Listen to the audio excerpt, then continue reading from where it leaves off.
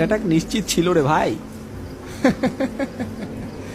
ভয়তে তো তোর চেহারাটা দেখার মতো ছিল, চোখ দুটো কেমন ছাগলের মতো বড় বড় হয়ে গেছিল।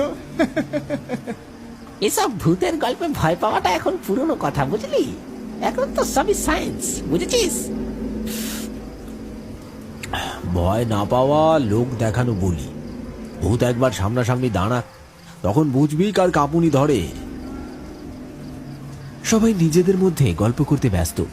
ঠিক সেই সময় দোকানের সামনে দৌড়ে এলো পচা। সে থমকে দাঁড়ায়। তাকে এইভাবে আসতে দেখে সবাই চুপ হয়ে তাকিয়ে থাকে তার দিকে। সবাই তাড়াতাড়ি চল, শ্মশানের ধারে যে ডোম থাকে না, সে মারা গেছে। সাতকুলে কেউ নেই, একা পড়ে আছে, কেউ ওদিকে যেতেও চাইছে না। পচার মুখে কথাটা শুনে সবাই একে অপরের মুখ চাওয়াচাওয়ি করছে। সুমনের চোখে অস্বস্তি, বিজনের ঠোঁট শুকিয়ে এসেছে। তবু ধীরে ধীরে মাথা ঘুরিয়ে তাকায় রাহুলের দিকে। হাসির বদলে সবাই চুপচাপ।